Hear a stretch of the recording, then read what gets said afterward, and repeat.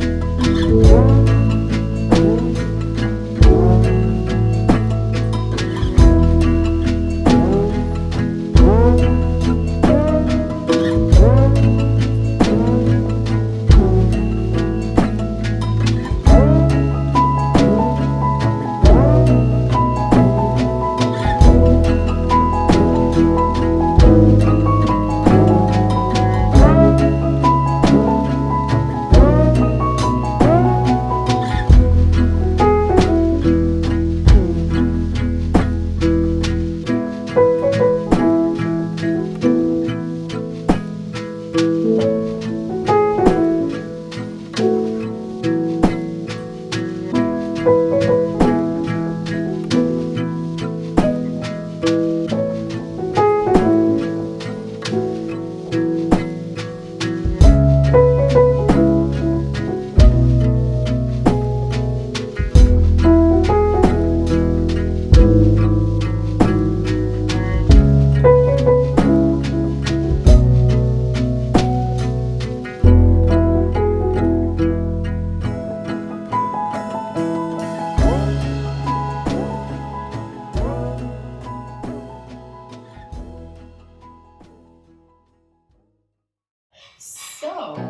I right now am with my quilt. Let me just spot that thing. So here I've got my paint samples, the ones that I pinned on when we were together in person. I have a stack of them yet. Maybe just wiggle your human fingers. If you've got a little bit of a question, like if you'd love to check in at some point, you want to see something or ask something. Catching up real quick on the chat.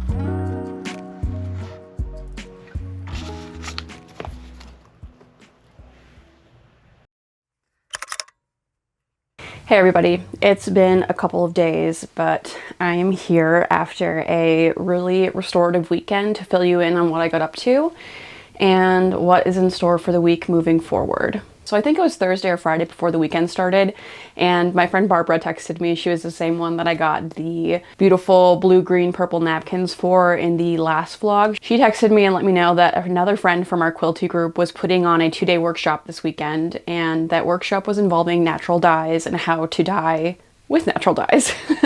A little redundant, but you get what I'm saying.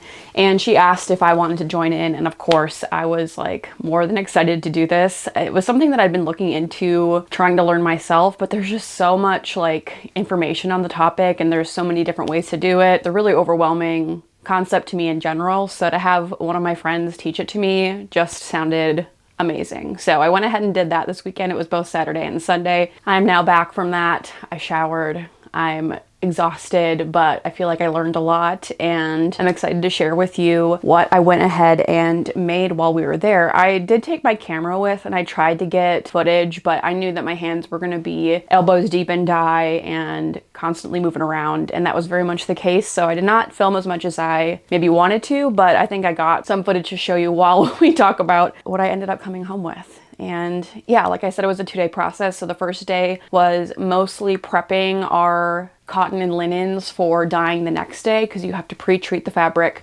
so the dyes will adhere to it. And that process is called using tannins and a mordant, I believe. I let my friend Elizabeth know, who was putting on the workshop, that I'll definitely need an additional workshop after this. So whatever I say, do not use it as instruction. It is just kind of what I'm trying to remember from class. So it's probably loosely translated from what she said. But the first day was a lot of prepping our fabric, and then we did start indigo dyeing as well. So we had 3 plant-based dyes, and then we also had a vat of indigo going, which is also a plant-based dye, but one that was like already ready, prepared, exists, lives, it's its own ecosystem. So we're kind of doing all that on the first day, starting the indigo dyeing and then beginning to prep our fabrics for the dyeing with the other 3 dyes the next day. That was the whole process for day 1, a lot of prep, but we did get to start indigo dyeing, which was really fun. Day 2 was really when all the magic happened. So we continued to do the indigo dyeing, and then we also got to use our 3 dyes to dye the remaining pieces of fabric that we had.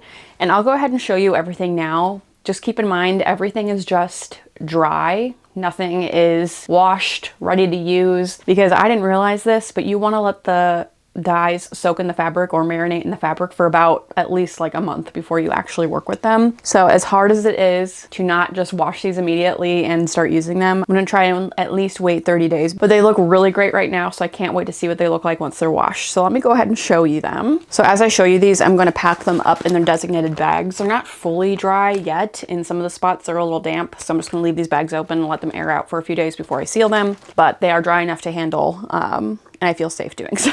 Like I'm not going to get dye everywhere. Here, I'm gonna show you my indigo pieces first because that's where we started. Everybody else brought all white fabrics. I had 2 pieces of white linen, and then I had a piece of pink cotton that I thought would be kind of fun to play with and see what would happen. So I used 1 for the indigo, and then I used the other 2 for the other dyes. In hindsight, I probably wouldn't do that again because the pink really did not make a difference.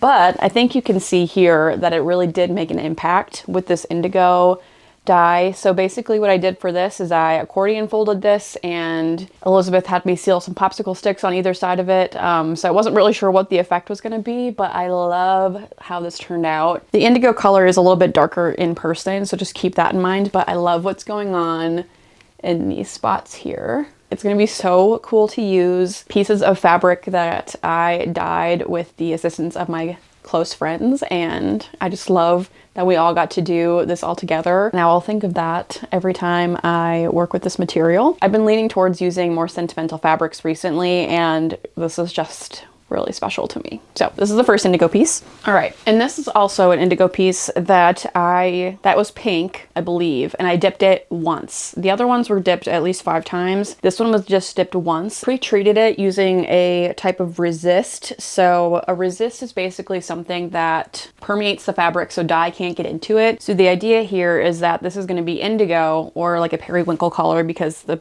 fabric was pink first. And then everywhere where there's this like clay mixture here or these like glue impressions, I think you can see those will wash out when I wash the fabric, and they will be left pink. So that's the idea. We'll see how it's executed, but I wanted 1 sheet of fabric to have these resists on it, and I wanted it to have several different patterns or textures that I could work with and pull from at any given times. I did a little mix of both, and this is kind of like a geometrical pattern. Down here we have some little floral motifs. I have little plus signs, little semicircles, and then I did some nice squiggles with glue here. This one is a mystery to me. We will see how it turns out, but I am optimistic that it will be a fun, like light blue periwinkle with the pink negative space. So I think that'll be really interesting and fun to work with. And so like the first one, these two are very similar in the fact that they were bound up in certain kind of ways and then dipped in indigo. So here's my third piece. This is just a piece of white linen. Again, I did an accordion fold on this one, and I think this is actually the one I used the popsicle sticks for because you can see these like brighter whites here. So excuse me for that. They look, honestly, the results look very similar. So I think I may have unintentionally created similar results by using 2 different techniques, but regardless, this is a lovely piece of linen. I'm so excited to wash this out. And again, it's looking darker in person than it is on camera, but when you wash the indigo out, it does lighten up a little bit. So it honestly might be more resemblant of what you're seeing in camera. Okay, and this is my last piece of indigo, and perhaps the one I'm most excited for. I really wanted like a circly moment, and that's what we have here. So these are just made with little rubber bands pinching the fabric and then also dipped in indigo dye. I love how this one turned out. I think it is so fun. I'm excited to wash these and see how the result. Or the next 3 that I have to show you are all the 3 other plant-based dyes that needed to be prepped the day before so we could dye them today, Sunday. And this first one I'm going to show you is the marigold dye, and look at how insane this color is. Can you believe this just came from marigold plants? I cannot. I mean, I can believe it, but also I cannot. This is just a gorgeous, vibrant mustard yellow color. This is on linen, and then the other one was a piece of my pink cotton, and they look virtually identical as both this really rich mustard color. If anything, this workshop really just made me interested in starting my own dye garden next year. With the flooding, my backyard was completely washed out, and my garden and what there was of it was destroyed, so I get to restart from scratch. And I'm already researching on dye garden plants that I can invest and look into for the following spring, and it's making me really excited. Marigold is definitely at the top of the list. I love marigold as a flowering plant in general, but the fact that it can create magic such as this and produce this color on textile is just magical to me. It's so magical. All right, and this next one is, I believe, called qult. I'm gonna put it on the screen here. I'm not sure if it's qult or kutch. I'm really not sure, honestly, but it produces an amazing result. So this is this one, and when Elizabeth told us the colors that we were doing, she's like, yeah, we're doing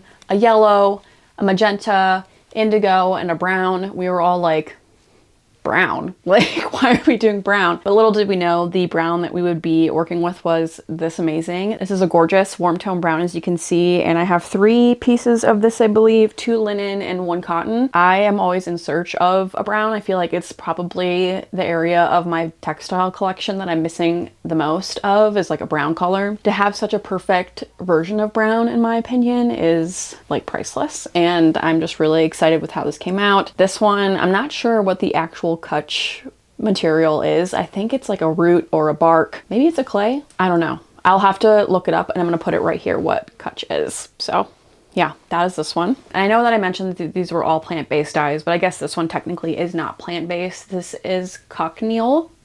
Cochineal? I'm like so butchering this, probably, but again, I'll put the spelling here.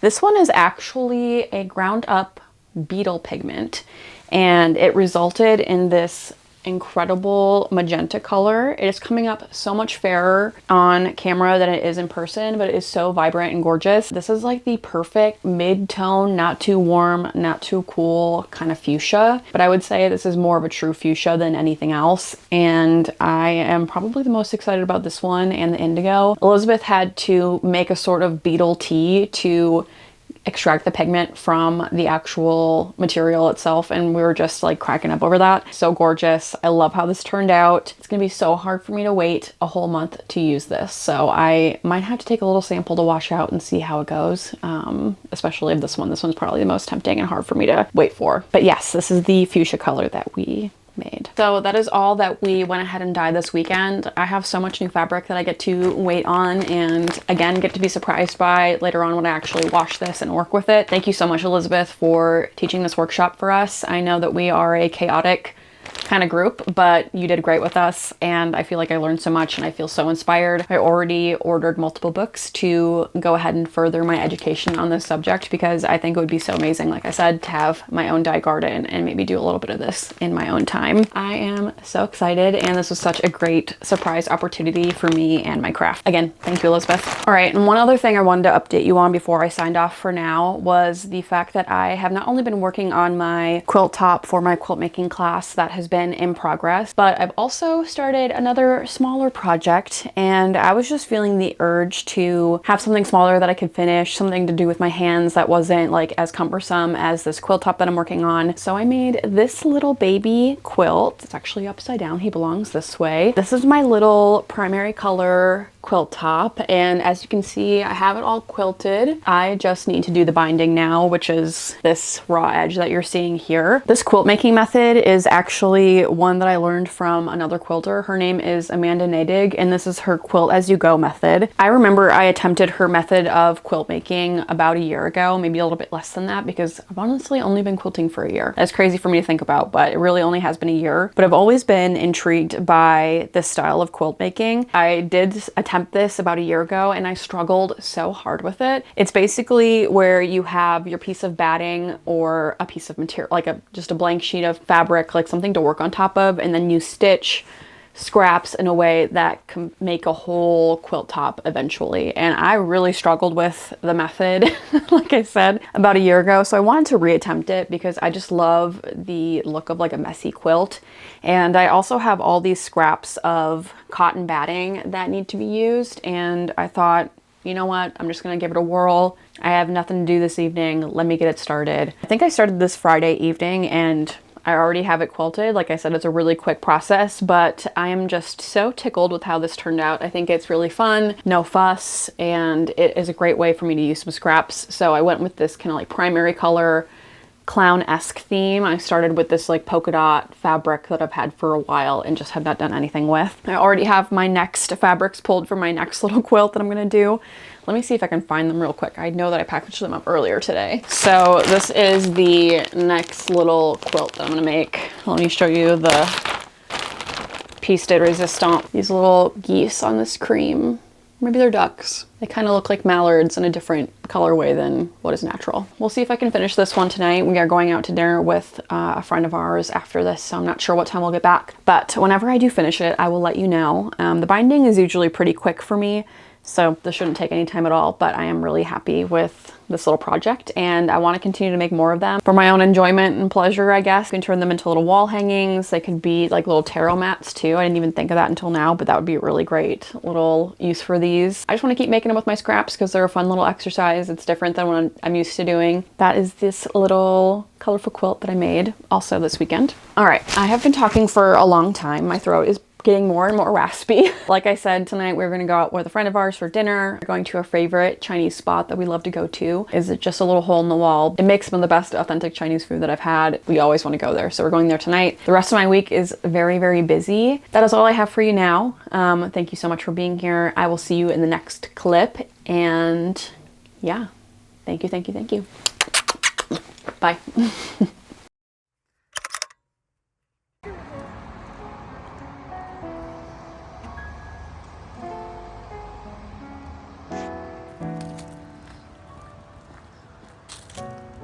Zippy.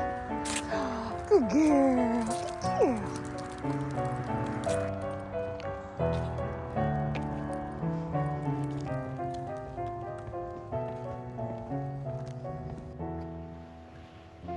I finished it.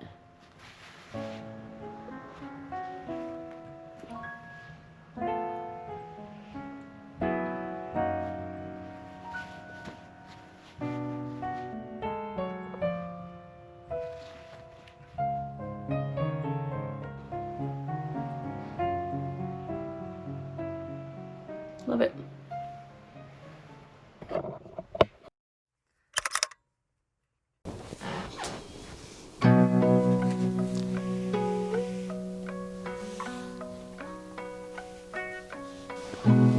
I am so sorry for this really funny angle, but I think I'm having a stroke of genius and I need to get this idea on cloth as soon as possible.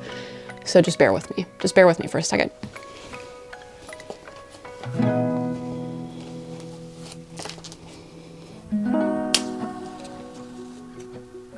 Oh, that was uneventful. Let's try this again. There we go.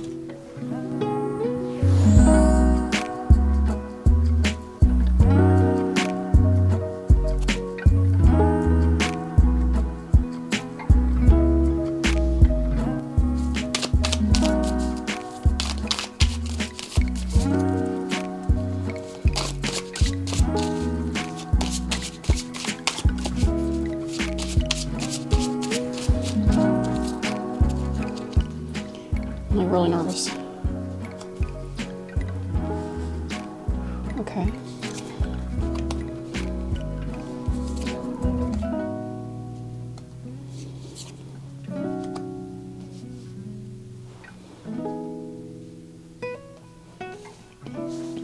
Well, dang. Okay.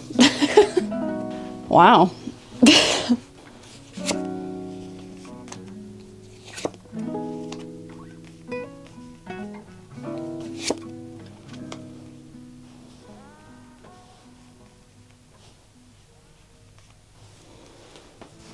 Okay, I can't believe I'm really doing this, but if you're not using your magical objects as tools, what are you even doing, I guess? So, let's see.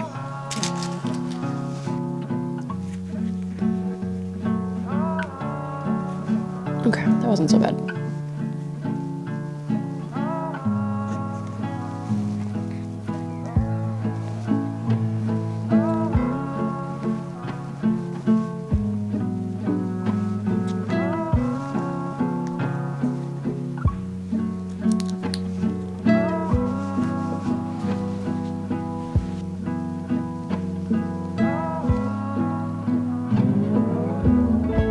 I'm not too thrilled with these shadows today, but we will just have to live with it. It's not the end of the world.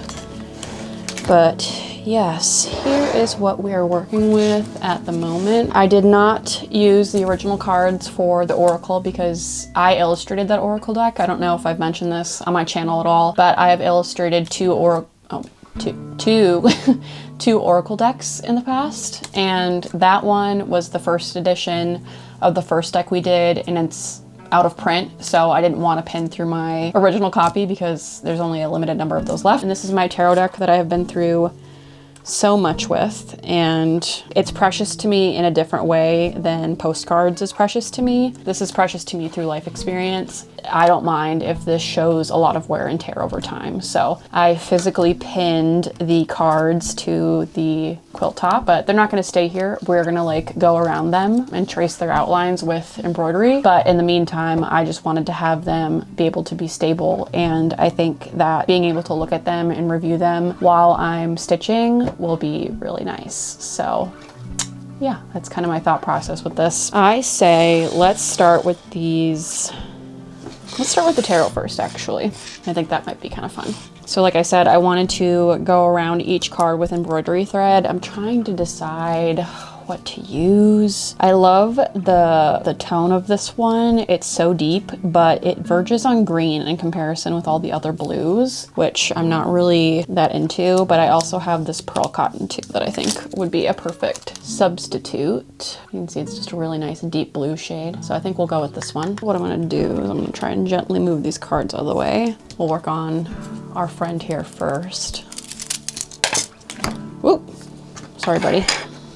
Slip the hoop underneath. Ooh. And I'm just gonna pray that he's straight, like this way, because that's how I kind of want the look to be. But now I'm just going to go around him with my air erasable marker here. Okay. We'll take that out. Thank you for your service. And then, yeah, there's like a little hole, but I think it'll be okay. I don't think he minds. He's done a lot for me as a card in general, so I don't think he minds at all. Okay, here goes nothing. I'm just gonna make sure that I keep you in frame.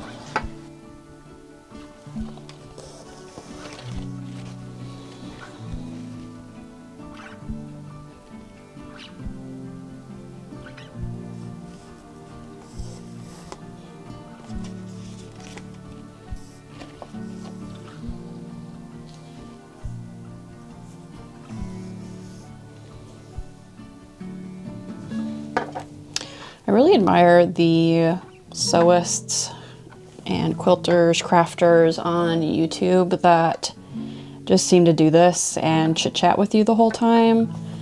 I love watching those videos, and I really admire, put that there, that they can do that. But when I am stitching, I'm like very focused while also zoning out at the same time. Like my brain is just, you know, preoccupied. I can't imagine having like a complete conversation with myself while I'm doing this, but I would like to. I aspire to get to that, but like I don't even know what to talk about when I'm doing this because I'm just focused on every stitch after this one, you know?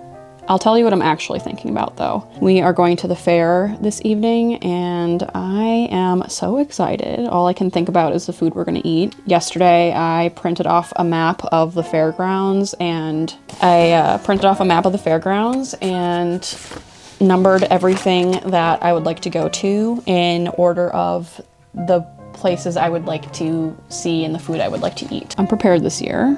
Usually I am not that prepared, but I know that if I don't make a list, I will forget, and God forbid that happens. Oh, something else I did. Maybe I can talk about stuff while I'm doing this. Something else I did is I ordered materials to start my own indigo fructose vat. So that is both really exciting and nerve-wracking. I really want to do it. I really want to do it because I think dyeing my own fabrics would be amazing, and I clearly love blue, and indigo is just such a magical process to me. So I'm excited about that, but it's hard to anticipate all the issues I may run into. I keep telling myself that it is very reminiscent of a sourdough starter, and if I can do that, which I can, I have a sourdough starter, I've made sourdough for years, I'm really great at it. If I can do that, I can do this. It's very similar, but the trial by error is a little bit nerve-wracking, I think, and it's a lot more of an expensive hobby than sourdough starter is, so I think maybe that's another element too of pressure. But yeah, ordered all the stuff for that, and I'm excited to get it going. I would like to get it going as soon as possible. I want to create like a stockpile of fabric because I am taking a year-long quilting class next year, and I would love to have a body of work from the whole year that is like centered around fabric that I've dyed. I think that would be so fun.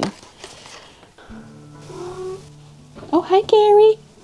But we are managing. I have Graves right behind me on my shoulder here. I don't know if you just heard him. He is my talkative little shy boy. He's so shy, but very chatty with the people he loves. And he doesn't love many, but I love him very much. He's my little man. Do we think we'll have enough thread to get through? It's gonna be close. Little Gary's on the table. I'll provide you an alternative view here. Hey, Gare. Baby boy. Hi, buddy. You helping Mama sew? Oh, yeah, so sweet. Whoa.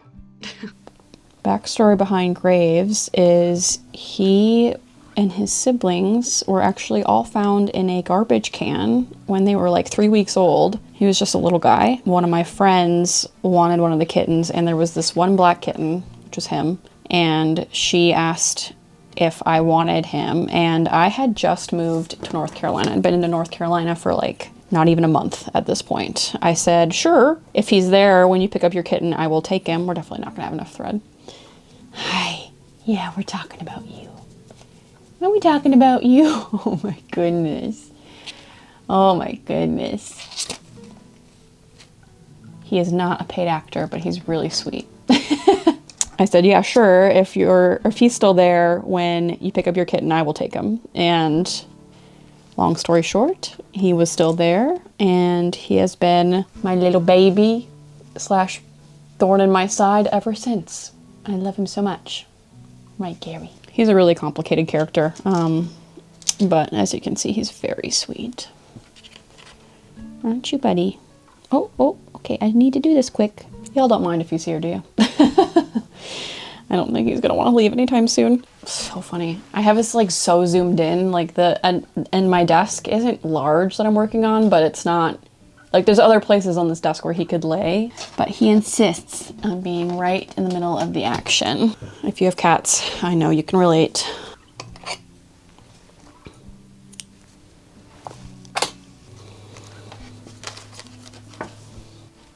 Gary, if you're gonna play with the paper, we're gonna have to get off the table. Oh, okay. I think that's enough for now. You made your appearance, sweet boy. You made your appearance. Say goodbye to everybody. All right, where were we? And then let's go ahead and take this off and see what we think. Oh, that looks good. This is what it looks like. Let me zoom out for you so you can kind of get a better idea. So, yeah, there we go. It's a little not super straight, but I don't think it's enough to where it'll bother me, especially if I do the other ones too. I can kind of like play off of it a little bit, but I love the color. I love the thickness of the thread. I'm gonna go ahead and hop off for a minute here. I'm gonna do some more stitching. I don't know if I'll get all of these done today, but I will work for a bit and we'll see where we get at the end of it. So yeah, I'll talk to you soon. Hey everyone, I am back. I just wanted to check in before I went ahead and signed off for this vlog. This is where we left off at. I finished the 4. And then I still have the 3 down here. I do think I'm gonna fill in this negative space just with a little something something to just remind myself of what these cards are, but just something that's not super obvious to someone who maybe doesn't know tarot or hasn't watched this video, just to keep some element of secrecy and privacy to it. But yeah, I love how these look. I think they're like the perfect little touch to this corner of the quilt top. They're abstract, but they're intentional, which is something that I've been really trying to channel here with the most recent progress of this quilt top. But yeah, I'm really into it. I love the blue. I love the darkness. I love the shape that they create. But yeah, that's where I'm gonna leave you off for today. We are about to head to the fair and I'm gonna bring my GoPro with me. So I will just insert that footage after this outro here. I'll leave you with some good sights of food, rides, games, you know, the fair aesthetic. So I'm gonna go ahead and do that. But thank you so much for hanging out with me in this vlog. I had a lot of fun filming and I'm excited to piece things together. So if you like what you see, please remember to subscribe, give me a like, give me a comment if you are so inclined. Every interaction with my videos really means a lot to me and I really do appreciate it. Making these YouTube videos brings me a lot of joy and fulfillment and I cannot wait to see you in the next one. So until then, I hope you take care wherever you are and I will see you very soon. Thank you so much.